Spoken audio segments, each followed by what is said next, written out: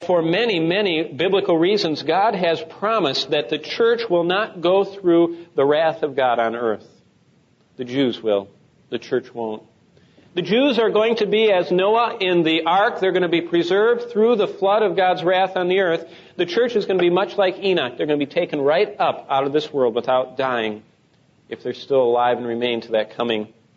And then begins the fifth event in God's great plan. And basically what we have here is the final week of God's prophetic calendar. And for those of you that have never studied this, turn back to the book of Daniel. In the Bible it goes Psalms, Proverbs, Ecclesiastes, Song of Solomon, then the major prophets, Isaiah, Jeremiah, Lamentations, Ezekiel, and here's Daniel. And Daniel stands at the head of the minor prophets. Actually, the last of the great prophets and the first of the minor prophets, as the order goes in our English Bible, but he's the 13th of the 12 following minor prophets. He truly pulls together what all those prophets wrote about. And if you understand Daniel as it correlates to the book of Revelation, you can really fit your prophetic framework together. But if you only read Daniel, then you're kind of in a little bit of trouble. And if you only read Revelation, you can't figure out where John's coming from. So as we put Daniel and Revelation together, we understand much. And in the 9th chapter, the 27th verse, there's a whole series of much biblical study we could study. But let me just read that 27th verse. And this is talking about the 70 weeks and the Messiah coming and Gabriel who came, and there's just a whole lot going on here. The 27th verse says, "And he will make a firm covenant with the many for 1 week.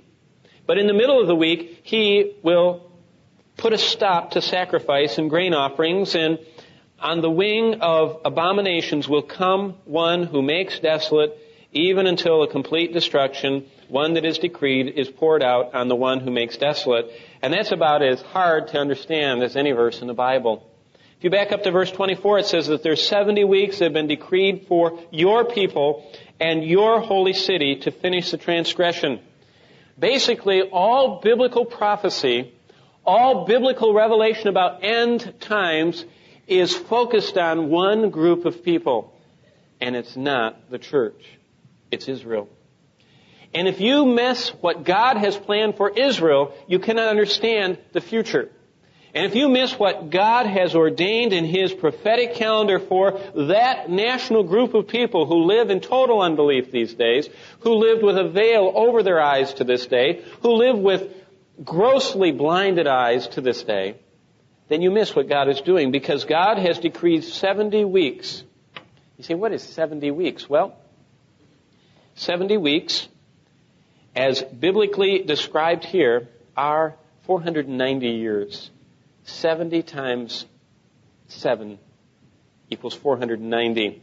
And God says that there are 70 weeks that He has ordained. And if you look at the inception of the return of the Jews to the land in the time of Cyrus, and if you chart out from the time they went back and started the sacrifice in Jerusalem until Jesus Christ came and offered Himself as a sacrifice, if you want to get out your calendar, and people have spent their lifetime studying this, miraculously enough, as the Bible is miraculous, from the time that they returned after the 70-year captivity until the time that Jesus Christ was sacrificed for the sin of the world is exactly 483 years.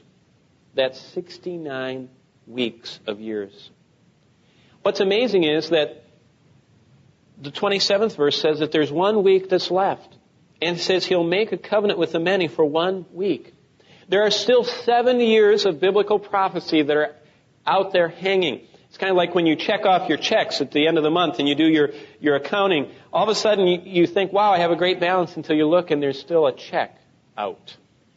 Well, in God's prophetic checkbook, 483 years of His plan, from the time of the sacrifice restored in Jerusalem until Christ was offered, is over.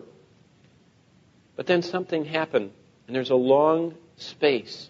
And that is that Israel rejected Christ. They wouldn't have Him as their king and their Messiah. And they crucified Him instead. And so God said, because He knew this was going to happen, He says that I'm going to bring in a new people of God. I'm going to bring in the church. And they're going to be the light to the world.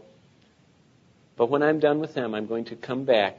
And there's going to be 7 more years left. That's what that little pyramid is there. That's what the 1, 2, 3, 4, 5, 6, 7 is.